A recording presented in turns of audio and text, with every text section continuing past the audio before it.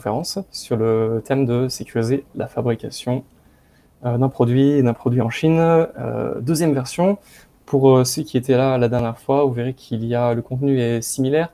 Il y a quelques mises à jour et des éléments en plus. Alors, je suis Jean-Louis Bonafé. Je travaille dans le domaine je suis ingénieur système embarqué depuis 2008. J'ai travaillé dans les industries des télécommunications et des semi-conducteurs, en particulier avec la Chine et l'aspect fabrication en usine.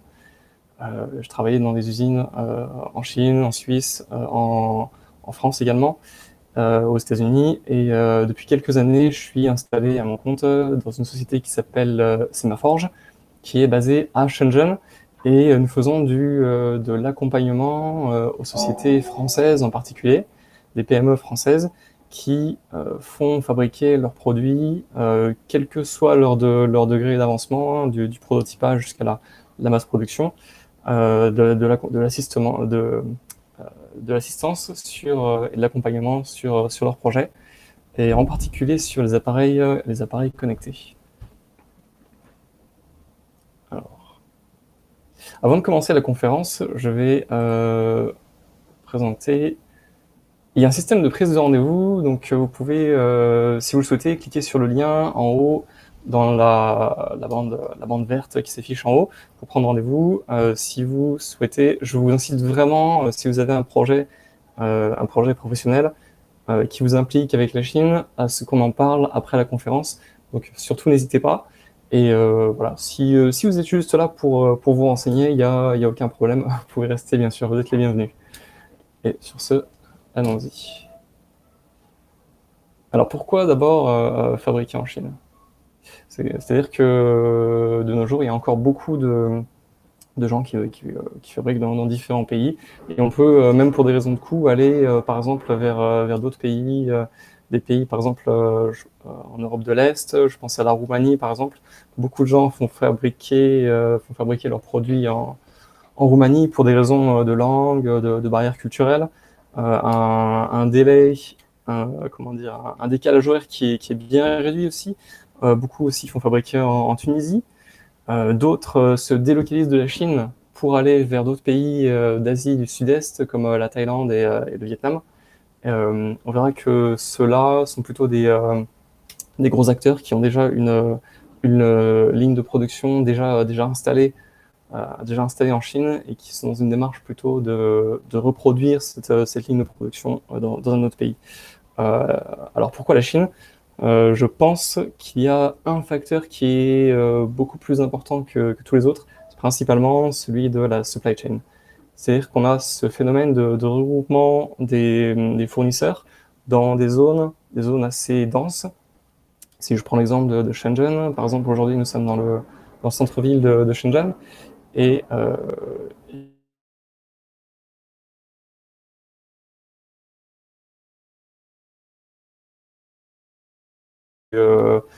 produire des pièces en polymère, des pièces de type métallique, des connecteurs, tout type de connecteurs en électronique, des prestataires bien sûr pour d'électronique, des logiciels, dans un rayon très réduit, avec des gens qui parfois se connaissent entre eux, qui parlent la même langue, qui ont les mêmes moyens de paiement, et qui sont reliés par des systèmes logistiques extrêmement efficaces, qui peuvent s'envoyer des pièces en quelques heures habituellement. Donc tout ça fait que l'on a un environnement qui permet d'itérer extrêmement rapidement. Pour ça, la Chine, c'est, je pense, encore pour de nombreuses années, ça va rester comme ça. Il va y avoir quelques hubs qui seront vraiment les bons endroits pour prototyper et produire, surtout pour les PME. Alors, je vous parle de supply chain. On va commencer avec un exemple.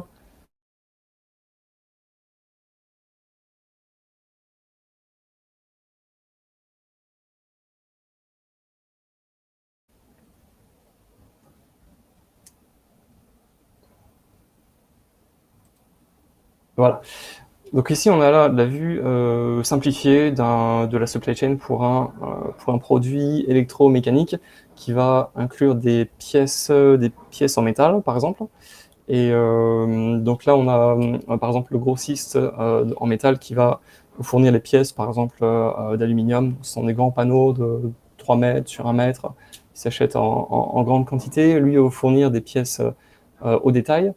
En bleu, toutes les cases qui sont représentées en bleu vont être ce que vous voyez, vous, en front, comme le fournisseur de métal, de pièces métalliques, qui va faire plusieurs opérations. On a la découpe, le pliage, soudage, traitement de surface. Ce sont juste des exemples, il peut y en avoir beaucoup plus. Et la plupart du temps, ces gens-là vont en fait ne pas tout faire eux-mêmes, peut-être qu'ils n'ont pas toutes les machines. Ça va inclure peut-être 2 ou 3 usines différentes, rien que pour la partie en bleu.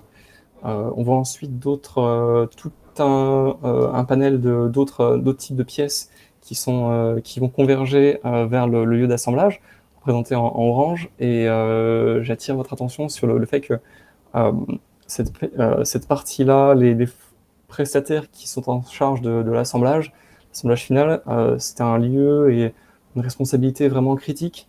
Si vous avez des craintes comment dire, par rapport à la protection de votre marque, la protection de votre produit, votre propriété industrielle, ce lieu-là et ces partenaires-là doivent être choisis avec grande précaution. On verra ensemble plus tard qu'il y a des solutions et des partenaires qui existent pour ça.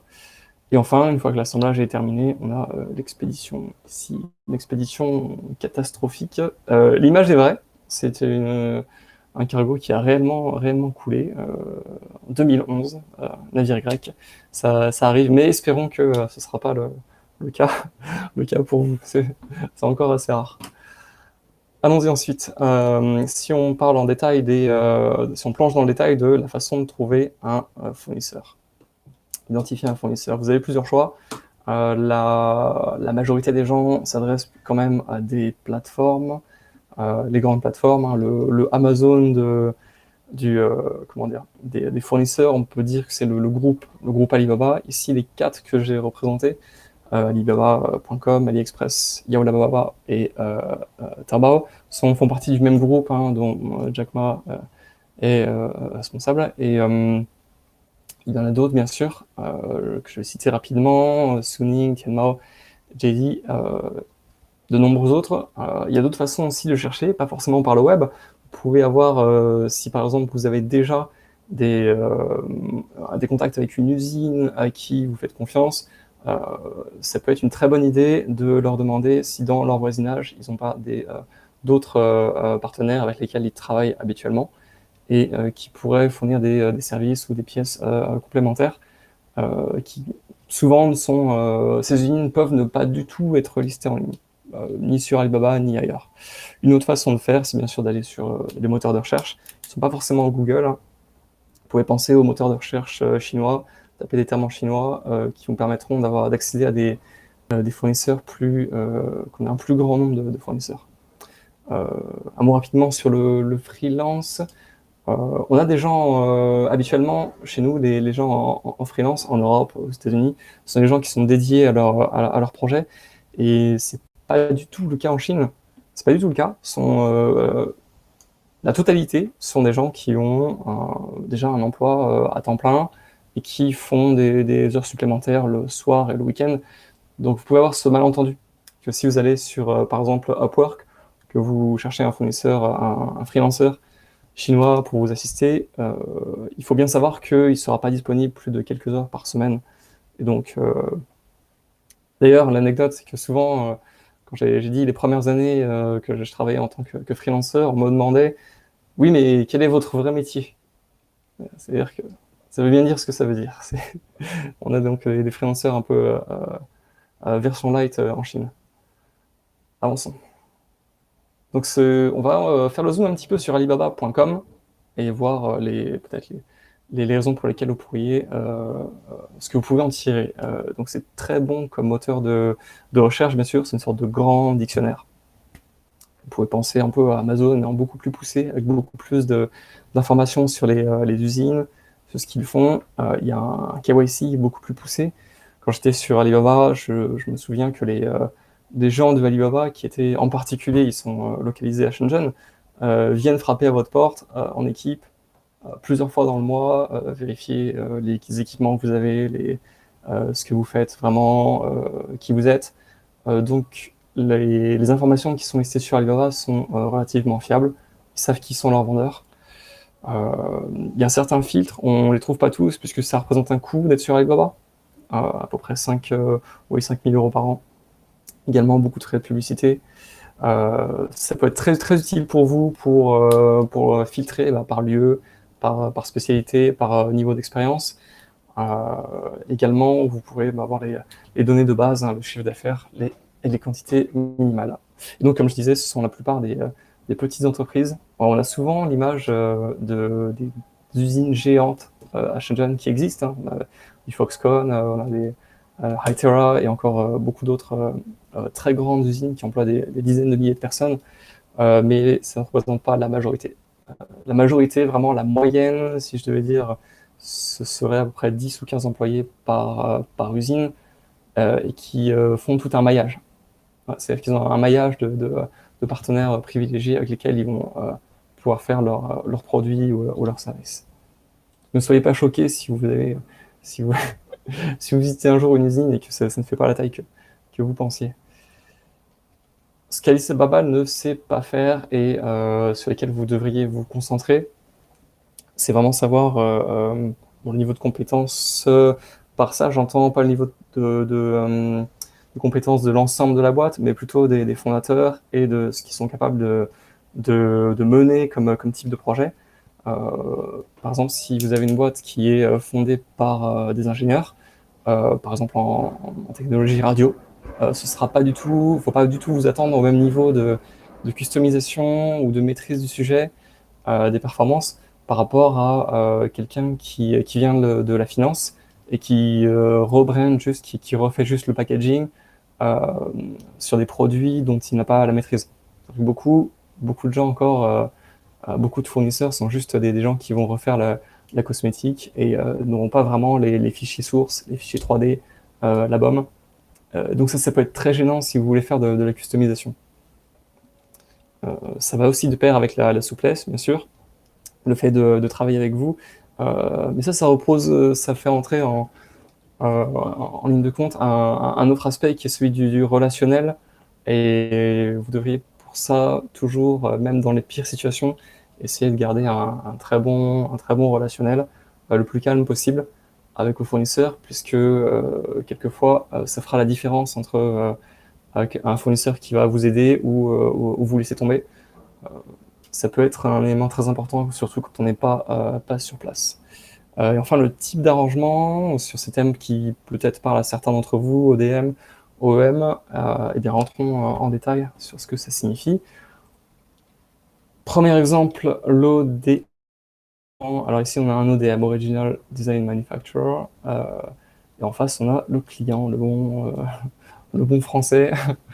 Comment ça représente? Alors, ODM, pourquoi aller vers un ODM? Puisqu'ici, on voit qu'ils ont le design 3D, ils ont par exemple, les fichiers de schématiques d'électronique, le code source, bref, ils ont tout. Ils ont tout et vous n'avez rien. Et la plupart du temps, ils ne vont rien partager. Simplement, vous n'avez pas le choix. La plupart du temps, c'est la façon la plus rapide et la moins chère de démarrer un produit. Vous êtes une sorte de méga client qui va acheter des quantités quand même petites, hein, du prototype jusqu'à environ 1000 unités, ils acceptent sans aucun problème. C'est juste que vous n'avez pas la maîtrise de votre marque, de votre branding. Si vous voulez changer de fournisseur, vous ne pouvez pas. Vous n'avez pas la conception ne vous appartient pas. Donc, une fois que ça peut vous permettre de démarrer très rapidement. Donc, si vous avez souhaité aller au-delà, eh bien, il faut que vous ayez vos propres fichiers sources. Donc, mettons que ce soit le case, que ce soit la schématique, le code ou autre, ou même juste une partie. Dans ce cas-là, vous allez aller plutôt vers ce qu'on appelle un OEM, donc qui eux fournissent les machines. Ils fournissent les machines, ils vous font l'assemblage. Et vous restez maître de votre code source. Il faut avoir comment dire, des quantités plus grandes en général, et il faut savoir que ça demandera un petit peu de temps pour eux, puisqu'ils ne connaissent pas le produit. Il faudra les former un peu, savoir comment leur apprendre à assembler votre produit et à vraiment faire les premières erreurs qui sont voilà, spécifiques à chaque produit, et vous exposez à un risque. Il faut bien être honnête. Il y a un risque de contournement, c'est-à-dire que l'OEM, un certain jour, vous dise au revoir, qui ferme l'usine et qui fabrique pour son propre compte, pour sa propre marque. C'est un risque qu'il faut considérer. Donc il y a des grandes précautions à prendre. Un autre risque, c'est que si une des pièces ne vous plaît pas, vous pouvez pas changer euh, de fournisseur, puisqu'il il vous donne pas la transparence sur, par exemple, où il achète ses résistances, ses connecteurs, euh, mettons les traitements de surface. Ça, il le garde secret. Pour ça, c'est la troisième étape, vous allez aller vers un contract manufacturer, CM. Donc là, qui est plutôt pour les plus grands volumes. On a l'exemple de Hytera, qui est une sorte comment on pourrait décrire ça? Ils sont tellement souples que leur service, c'est vraiment de mettre à dispo des machines intelligentes qui sont capables de fabriquer plusieurs types de produits en parallèle. Donc vous allez vraiment louer leur ligne de production. Eux font preuve d'une transparence totale. Ils vous donnent leur BOM avec la liste des pièces, d'où elles viennent, à qui ils ont acheté. Ça vous permet de changer de contract manufacturer si un jour vous n'êtes pas satisfait, puisque vous avez toutes les clés en main. Voilà, ça demande juste un investissement initial, puisqu'il faut mettre en place cette ligne d'approvisionnement, cette ligne de production, et avec des fournisseurs qui sont souvent nouveaux pour eux. Voilà, un exemple rapide. Donc un ODM, typiquement, ça va être pour des produits grand public, typiquement des smartwatches, ça peut être des GPS, des équipements pour la voiture, des autoradios. Tout ça, vous allez avoir énormément d'ODM qui font tout le produit eux-mêmes, quelquefois même sous leur marque, et que vous pouvez aller voir pour faire quelques customisations. Vous n'avez pas la maîtrise. OEM, typiquement, ça va être des fabricants de pièces qui disent nous on fabrique de la tôle, tout type de tôle, voilà, mais ils n'ont pas de produits à eux, et voilà à quoi ça ressemble. Et CM, ce sont voilà, des gens qui ont uniquement voilà, leur valeur ajoutée, c'est vraiment les machines. Voilà le point. Passons à la suite. Donc une partie importante par rapport au design, surtout lorsque vous arrêterez de travailler avec des ODM, donc votre valeur vraiment, le design représente une valeur extrêmement importante et stratégique. Vous pouvez vraiment le faire évoluer et le protéger. Donc au tout début du projet, vous allez surtout avoir avant de venir en Chine, même si vous avez fait des protos en France, vous allez surtout avoir une sorte de proof of concept, un POC, qui fonctionne certes, qui va sûrement être convaincant, mais qui ne sera pas adapté à des productions en série. Vous allez avoir des problèmes par exemple d'usinage. Donc on a vu souvent le cas de gens qui arrivent avec des designs 3D, de pièces circulaires, cylindriques, sur des matériaux comme l'aluminium, assez difficiles à souder, sur lesquels les tolérances étaient très faibles. Ça, il y a des problèmes de mise en œuvre hein, des moyens de production. Vous allez avoir des pièces quelquefois qui sont inclus par les designers parce qu'ils ont trouvé un modèle 3D qui était tout fait, qui allait bien, de pièces qui n'existent plus ou qui sont pas du tout standards. Donc là, je parle d'un moteur, par exemple, un moteur à courant continu avec un arbre taraudé, percé. C'est des choses qu'on ne trouve pas du tout ici. Si vous voulez les faire, vous allez exploser beaucoup. Voilà. Ou sinon, un autre exemple de design qui n'est pas vraiment adapté, c'est celui de l'utilisation par exemple de CPU ou de pièces électroniques qui sont relativement récentes et qui sont réservées à des canaux de distribution de grande quantité. Ici, on trouve beaucoup d'électronique à Shenzhen, mais il faut bien savoir que pour les petites quantités, vous aurez surtout accès à des chips qui datent d'il y a 5, 10 ans, voire plus, puisque au-delà de quelques années, les fondeurs de chipsets vont déléguer leur production, vont moins protéger leur canaux de distribution. Et là, on aura des petits fournisseurs locaux qui pourront vous approvisionner en petite quantité. Voilà. Donc vous allez avoir un cycle comme ça de design qui sera ici design for manufacturing, puisqu'il faudra prendre en compte tous ces aspects-là. Une fois que vous avez fait ça, une fabrication, vous allez refaire les pièces une par une pour les ajuster. Et le test, espérons que ça ne se finisse pas, pas ce genre de test, mais en général, vous allez trouver des erreurs qui vous permettront d'itérer. Et ces tests peuvent être coûteux, longs, surtout si si vous travaillez depuis l'étranger. Et ce sera d'autant plus coûteux que vos pièces sont volumineuses, lourdes. Il peut y avoir des événements aussi qui font que votre colis est bloqué un certain temps en douane. Donc une façon d'éviter ce problème, de le contourner, c'est d'avoir quelqu'un sur place. Ça peut être une petite agence comme la nôtre, bien sûr, mais il existe bien d'autres solutions, des Chinois, des agences. Bref, il faut quelqu'un qui soit vraiment à qui vous puissiez faire confiance et qui vous permette d'itérer localement, de fabriquer, tester et à qui vous puissiez faire confiance. Donc vous allez faire évoluer votre design, mais pas seulement. Vous allez aussi faire évoluer vos tests, votre validation. Et c'est aussi très important d'avoir votre validation, vos plans de test de votre côté, puisque la plupart des fabricants chinois ne sont pas très forts sur la validation, sont très forts sur la production, sur l'efficacité, mais en termes de rigueur, et en particulier, je pense aux validations logicielles, on est quand même assez loin. On a beaucoup de travail sur des validations logicielles qui sont pas bien maîtrisées par les fournisseurs. Donc il faut l'externaliser. C'est-à-dire qu'il faut le garder de votre côté. C'est ça que je veux dire. Donc dans le cas où on a des bugs qui apparaissent une fois de temps en temps, mais qui sont pas facilement reproduisibles, vous pouvez être sûr que l'usine va les ignorer. Quand vous serez dans le processus de mettre en place vos tests, vous allez vous rendre compte qu'il y a aussi quelques barrières. Donc, par exemple, si vous avez une smartwatch qui se connecte au service Google, bien sûr, vous allez devoir mettre en place une infrastructure de VPN pour accéder aux services Google qui sont tous bloqués par le pare-feu national.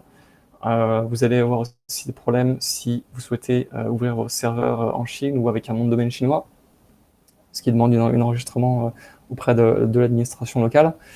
Et si vous souhaitez faire de la localisation, du tracker GPS par exemple, vous allez avoir le problème que le gouvernement chinois a rendu obligatoire pour tous les trackers GPS, s'ils sont localisés en Chine, de ne pas donner les coordonnées selon le système longitude-latitude que tout le monde connaît, mais selon un autre système qui s'appelle GCJ02, qui est à peu près équivalent, sauf que pour obtenir une précision inférieure à 500 mètres, il faut connaître un algorithme qui depuis a été divulgué, mais le système coexiste, et donc on a la plupart des trackers GPS qui, quand ils sont en Chine, ne vous donnent pas le longitude-latitude, mais une approximation à 500 mètres près. Et vous pouvez faire l'expérience, si un jour vous allez en Chine, d'aller sur Google Maps, la vue carte vous donne longitude-latitude habituelle, alors que si vous avez sur la vue photo, les photos satellites, vous êtes dans ce système-là GCJ02, donc vous allez avoir votre position qui est décalée d'environ 500 mètres. Voilà, donc les recommandations, faites bien tester longtemps avant la production, ayez la propriété de vos campagnes de test, ne faites pas tester par les gens qui sont impliqués dans le développement du produit, sinon ils vont tout simplement dire que ça marche, ou réessayer jusqu'à ce que ça marche. Essayez, profitez des moyens de test qui sont relativement avancés et assez peu chers à Shenzhen. Si vous faites par exemple des projets mécaniques, vous pouvez avoir des laboratoires d'analyse pour bien vérifier que par exemple vos alliages sont bien ce qui vous a été vendu. Donc il y a des labos ici, il y a des moyens de test, par exemple des tests en corrosion, qui vont vous permettre d'avoir un aperçu sur le long terme de ce que votre produit va devenir. Une autre recommandation rapidement, c'est bien sûr de bloquer, d'interdire à votre fournisseur de flasher les cartes, de flasher le logiciel, le firmware sur les cartes, avant que vous ayez pu valider, que vous ayez pu prendre peut-être une ou plusieurs semaines de validation en labo de votre côté, pour bien valider que le logiciel qu'il va flasher est bien validé. Et ensuite, une fois les cartes flashées, vous allez, avant l'expédition, bien vérifier les devices. Alors, vous allez vérifier que les bonnes versions de logiciel ont été flashées. Pas la peine de revérifier tout le logiciel, mais au moins que les configurations sont les bonnes. Et vérifier par exemple que les boutons fonctionnent, qu'il n'y a pas de défaut de fabrication. Ce qui est beaucoup plus rapide à faire que de valider un logiciel. Voilà, donc en 2 étapes. Hein. Une étape vraiment longue pour la validation logicielle avant le flashage, et une étape assez rapide avant l'expédition. Voilà. Au cours du projet, une recommandation rapidement, c'est de garder le contact, bien sûr. C'est très important avec la Chine, pour une raison simple, c'est que beaucoup de Chinois ont la culture de répondre rapidement, ils sont extrêmement réactifs. L'une des conséquences, c'est que la priorité du jour peut rapidement changer. Ils sont adeptes des messageries instantanées, qui malheureusement sont pas les mêmes que chez nous. La plupart n'auront pas accès à WhatsApp, Skype ou autre. Il vous faudra installer des applications, c'est ma recommandation en tout cas, d'installer une application chinoise, WeChat en particulier, qui vont vous permettre de faire des visioconf, toutes les fonctionnalités auxquelles vous êtes habitué. Donc il faut les suivre activement, et même si vous avez un planning, sur lequel vous vous êtes engagé, déjà ce sera difficile d'obtenir un planning détaillé, et une fois que vous aurez ce planning-là, il ne va pas se faire tout seul, et il faudra vraiment accompagner l'exécution. Voilà, tout en prenant garde de ne pas pousser trop non plus, puisque le relationnel, ici, comme on dit, est très, très important. Il faut aussi qui peut avoir plusieurs significations. Ça peut être une façon d'avoir accès à certains droits, mais ça peut être aussi la relation, par exemple, avec votre fournisseur, une relation d'amitié. Voilà. Donc voilà, ne pas faire trop confiance, et voilà, ce qui est de l'itération rapide, j'en ai déjà parlé. Allons-y.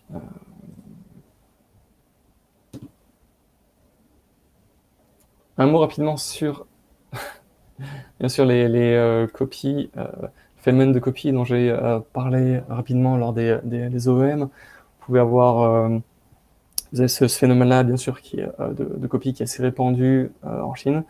Je ne vais pas rentrer dans les détails. Disons que ma recommandation principale, c'est de vous protéger non seulement par les contrats, mais en vous adressant à des gens qui sont spécialisés dans ce domaine-là, et en particulier des agences de propriété intellectuelle françaises qui sont à Shenzhen, qui font un très bon travail, qui ne sont pas forcément très coûteuses, et en particulier si c'est pour une consultation, vraiment d'évaluer votre situation, de vous donner des recommandations, c'est en général assez peu coûteux, et c'est une très bonne idée de le faire avant d'aller en Chine. Ensuite, comme je disais tout à l'heure, isoler l'assemblage si vous pouvez. Il y a des entreprises qui sont spécialisées dans ce domaine-là, pour faire uniquement l'assemblage de façon confidentielle, qui sont gérés, certains sont gérés par des Français aussi, qui ont également le problème très souvent, donc qui vont pouvoir vous accompagner. Alors, quelques exemples, un cas concret qu'on a eu tout récemment avec les cartes SD ici. Vous achetez donc un produit, et bon, vous ne savez pas au premier abord s'il s'agit d'une copie ou du produit authentique, parce que l'emballage est a priori très, très ressemblant avec l'original. Vous avez même des stickers de vérification d'authenticité. Donc celui-ci, c'était une carte Kingston avec un sticker d'authentification qui était faux, il n'y a pas de code en dessous. Bon, a priori, on peut se faire avoir, mais vous aurez le problème, par exemple, ça peut être assez... vous aurez des problèmes de volume. Donc ici, on indique 8 gigaoctets. En réalité, si vous faites les tests, la carte n'a que 1 gigaoctet. Vous vous exposez aussi à des problèmes de déploiement une fois sur le terrain. Si vous mettez des cartes comme ça, elles vont avoir des corruptions de mémoire qui vont apparaître, des secteurs défectueux très, très rapidement, beaucoup plus qu'une carte de la authentique. Ici, on a vu souvent dans les tests au bout d'une semaine, moins d'une semaine, des corruptions tellement nombreuses que la carte était inutilisable. Kingston, bien entendu, SanDisk aussi. Ici, ils ont été un petit peu plus loin, c'est-à-dire qu'ils ont mis le sticker, il y avait un code en dessous, un QR code qui vous emmenait vers un site, sandisk.cn, sauf que sandisk.cn est détenu par le Shanghai, la personne qui fait, cette copie du produit. Donc une recommandation, c'est quand vous avez un doute, allez vraiment vers le fabricant original, très souvent sur leur site, hein, les grandes marques comme ça, comme Sony et autres, vont avoir une rubrique où nous acheter, where to buy, où vous pouvez trouver la liste des recommandations des distributeurs officiels autorisés, y compris en Chine, et vous pourrez bien voir bien sûr si votre fabricant et votre fournisseur est listé dedans.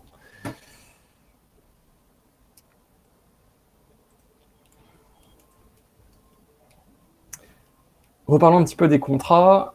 Une façon, il y a souvent beaucoup de termes qu'on peut inclure dans les contrats pour faire le plus, passer le plus important, ça va être d'avoir les contrats, ce qu'on appelle 3N, non-divulgation. C'est-à-dire qu'ils vont pas, c'est la fameuse NDA, qui ne vont pas divulguer votre projet à la tierce partie. Non-utilisation, qui ne vont pas utiliser votre marque, utiliser votre propriété intellectuelle, et non-contournement, c'est-à-dire qu'ils ne vont pas aller directement voir vos clients, c'est le minimum. Donc il faut au minimum avoir ces termes-là dans le contrat, dans un accord en chinois.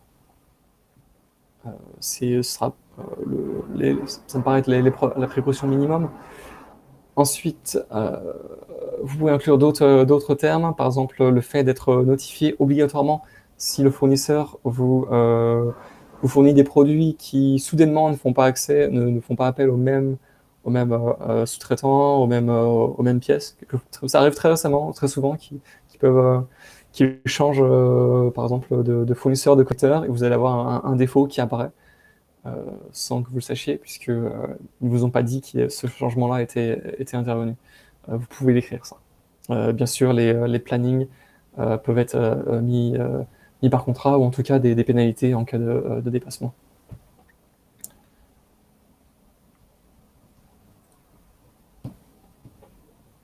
Tout ce qui est paiement, on peut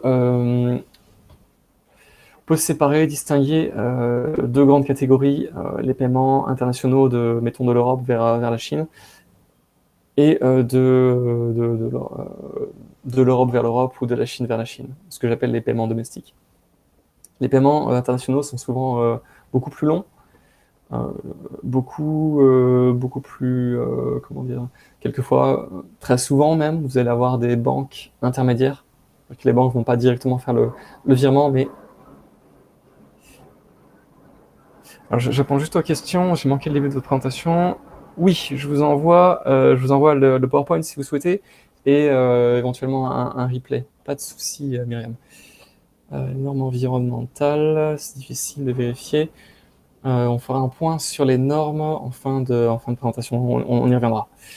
Pour finir sur les paiements, alors, vous allez avoir souvent des banques intermédiaires qui vont commettre des erreurs. Par exemple, l'écrit c'est très courant avec les noms des entreprises chinoises, vont être mal orthographiés. Même si vous l'avez bien écrit, les banques intermédiaires peuvent se tromper. Et ça va avoir des conséquences, ça peut vous retarder de plusieurs semaines un paiement, et donc votre fabrication, bien sûr. Donc le mieux, c'est si vous avez vous-même un compte en Chine, ou que vous avez un partenaire que vous pouvez payer en France ou payer en Europe, et qui lui ensuite va payer votre fournisseur en Chine. puisque à ce moment-là, on aura des paiements domestiques qui sont non seulement instantanés, beaucoup plus sûrs aussi. On a été capable ici plusieurs fois de récupérer des sommes suite à des contentieux avec les autorités chinoises qui contrôlent bien sûr les identités des gens ayant les virements. Kamel se déconnecte. À bientôt, Kamel. À très bientôt. Voilà, donc vous pouvez privilégier, voilà, c'est ma recommandation, aller vers des paiements domestiques. Voilà. Un mot rapidement sur l'expédition. L'expédition, il peut y avoir plusieurs contraintes. On a le plus souvent les problèmes liés au respect des marques. Donc si vous voulez exporter par exemple des produits avec un logo Sony, Hyundai ou autre, le logo sera vérifié très souvent par les douanes. Vous demandez si vous êtes distributeur officiel. Donc, ce qui est très difficile à obtenir. Donc, une des solutions, ça peut être de passer par une zone spéciale, une Free Trade Zone ou une EPZ, Export Processing Zone, où les produits, qui sont donc des produits importés, vont rester dans cette zone-là sans être taxés.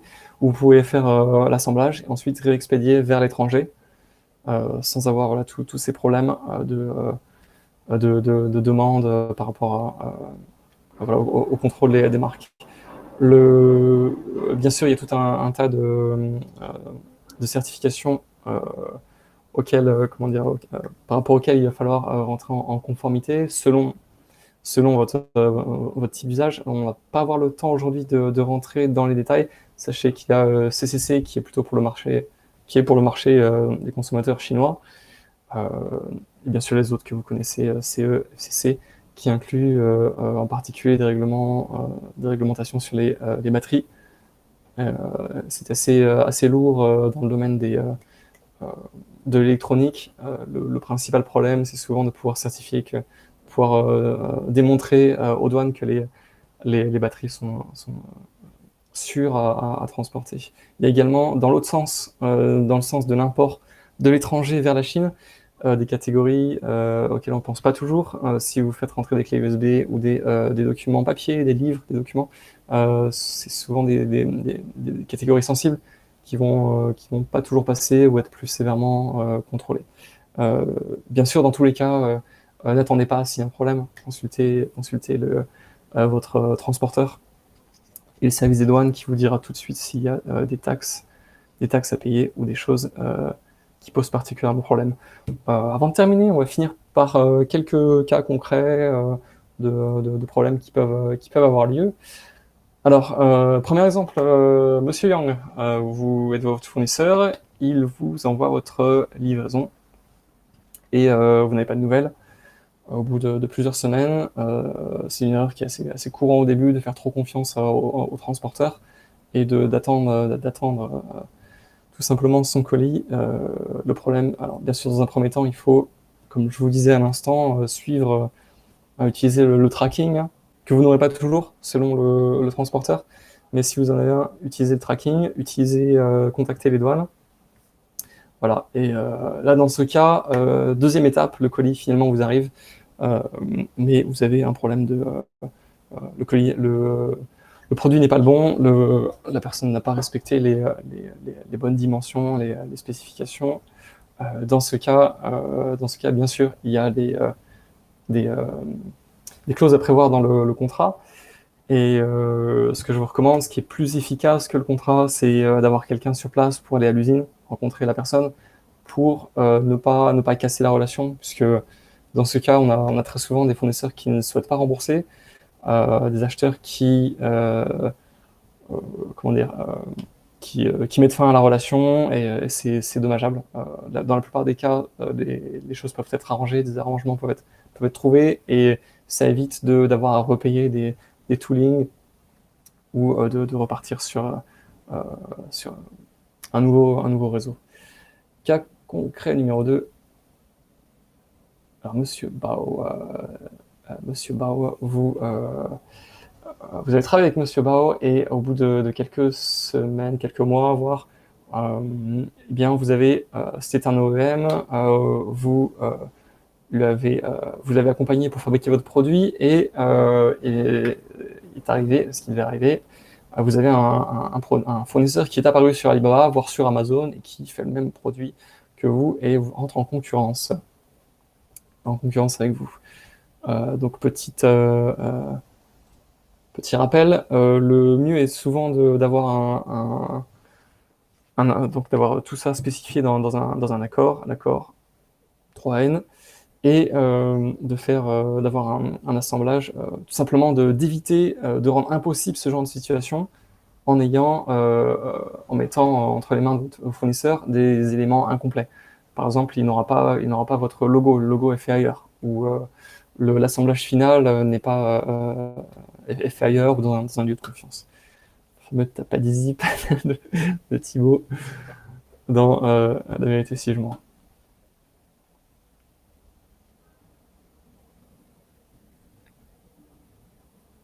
C'est effectivement compliqué pour exporter vers la Chine. T'as pas des zip. T'as pas de zip. Important. Dernier cas concret, alors Monsieur Lee vous donne ses coordonnées bancaires et par email, vous faites confiance, vous lui payez pour au moins la compte pour la production, et plus tard vous recevez un deuxième email du même Monsieur Lee qui vous donne des coordonnées bancaires différentes. C'est un cas concret qui est réellement arrivé, et au moins une personne que je connais, peut-être sûrement à beaucoup d'autres personnes, des fournisseurs qui n'ont pas sécurisé leur email, et on peut avoir des gens qui utilisent comme ça, qui utilisent l'email de fournisseur pour renvoyer le virement vers leur compte. Et si vous êtes à l'étranger, c'est vraiment très difficile de récupérer vos fonds. Donc, rapide recommandation. Dans ce cas, bien sûr, le mieux c'est d'avoir, comme je disais, des virements domestiques, de l'Europe vers l'Europe, par exemple, que vous connaissez bien votre interlocuteur pour le paiement, et qu'ensuite le paiement se fasse de la Chine vers la Chine. En cas de conflit, les choses sont beaucoup plus claires à démêler. Et voilà, donc on arrive à la fin de cette présentation. Pour conclure, je dirais que pour beaucoup de petites entreprises, la Chine est encore un des meilleurs endroits pour travailler rapidement, mais que ça pose certaines difficultés au début, surtout pendant toute cette phase-là où vous n'avez pas votre réseau, vous n'avez pas encore des fournisseurs qui vous connaissent, que vous connaissez, et donc des solutions, et des solutions qui existent, parmi lesquelles beaucoup de Français, mais pas que, qui vont vous permettre qui vont vous aider à avoir un réseau de confiance local, et sur lesquels chacun va être spécialisé. Donc on peut avoir des analyses de risques sur votre projet pour vous donner une vue d'ensemble. Certains autres sont spécialisés dans l'inspection, d'autres dans la propriété industrielle, et d'autres, au moins tout ça, il y a des Français dedans, qui sont spécialisés dans l'assemblage protégé. Et donc à la clé, si vous travaillez avec les bonnes personnes, vous aurez bien sûr, je vous le souhaite en tout cas, un réseau de confiance local qui sera votre meilleur relais pour avancer en sécurité. Et vous aurez en même temps les avantages de travailler avec la Chine, qui, il faut le dire, a une grande capacité pour s'adapter à des nouveaux produits, à des nouvelles demandes très rapidement. Sur ce, nous arrivons à la fin de la présentation. Il me reste à vous remercier, et si vous souhaitez me parler de votre projet, je serais très intéressé. Vous pouvez soit prendre rendez-vous directement là-haut, soit noter mes coordonnées WeChat ou par email, et on se reverra très bientôt. Si vous avez des questions, allez-y. Vous pouvez noter dans le chat par exemple. Sinon, je vous dis à très bientôt.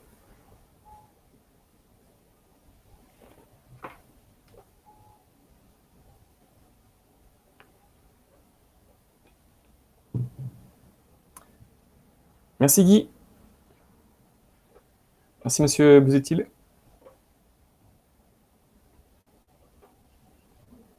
Très bien Thibaut, je vous envoie une copie. Replay également. La prochaine fois, on fera sur un autre thème.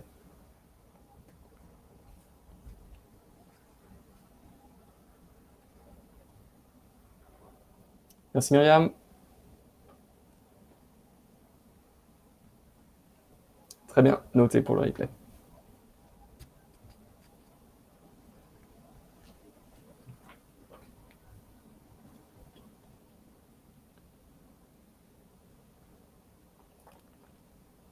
Tampon électronique sur les pièces, bien sûr. Bien sûr. Très très courant. Il faut voir ensuite le type de détrompeur sur lesquels vous allez aller. On a des trompeurs. Hein. Bah tiens, regardez, juste là avec un exemple, je vais pas vous montrer la marque, c'est pour un de mes clients. Donc on a des trompeurs tout à fait standards, hein. Des choses comme ça qui vont vous empêcher de monter la connectique dans le mauvais sens. Il y en a de toutes sortes, bien sûr. On a besoin de très large choix ici, vraiment pas cher du tout sur les marchés locaux. Beaucoup plus grand choix qu'Amazon et le prix, vous pouvez diviser par 2, 3, voire plus localement. On pourra en reparler avec des trompeurs si vous le souhaitez.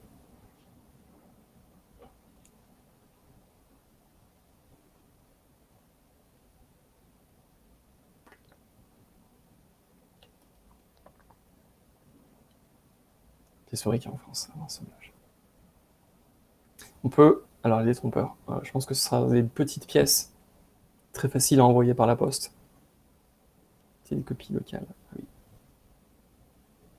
Donc l'idée, ça pourrait être de sourcer ici ou ailleurs, d'éviter.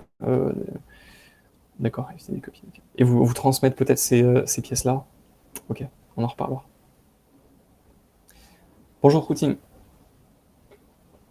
J'ai un Pékin, interne resté en France. Traduction. C'est noté, Routine. Je vous tiendrai au courant. Je viens de vos coordonnées.